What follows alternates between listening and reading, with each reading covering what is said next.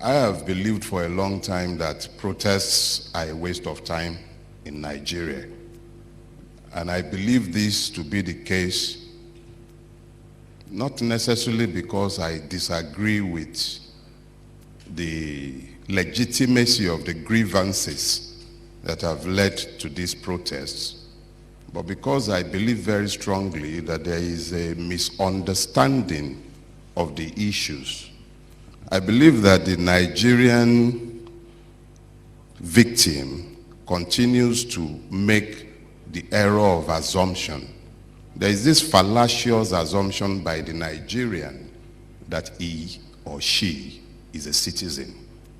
There is also this further fallacy of assumption that presumes that Nigeria is a democracy. It is even now further compounded by the assumption that we are governed either by politicians or by persons who derive their legitimacy from our sovereign will. All these errors have conspired to lead to this situation where Nigerians believe that there is a listening government to whom they are protesting.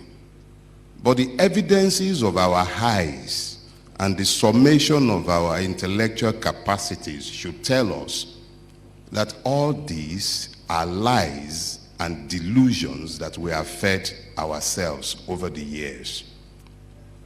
You cannot be a citizen in a space that is ungoverned by law, where the law does not rule. You cannot have a democracy. Where the law does not rule, you cannot have a government strictly so called. Nigeria is ruled by the administration of impunity.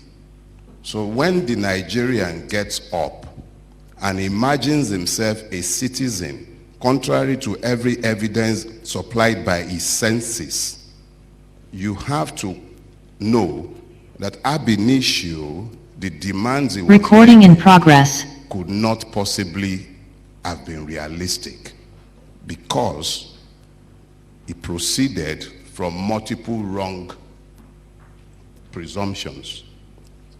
If the Shia are considered citizens, nobody will turn guns on them and kill them the way they are killed routinely.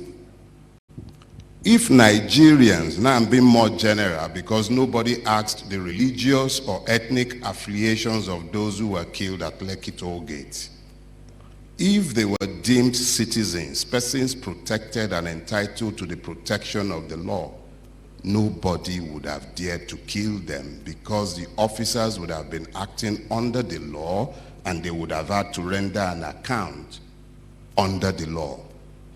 But both the persons firing the guns and the persons giving the order and even the victims themselves have no presumption of justice, even though they presume that they will be treated as citizens when they presume to protest. So that I will not continue enjoying the sound of my own voice, let me just round up by saying that the demands were very, very unrealistic. They were pleading and we are protesting to the deaf. They can't hear you and they certainly don't care.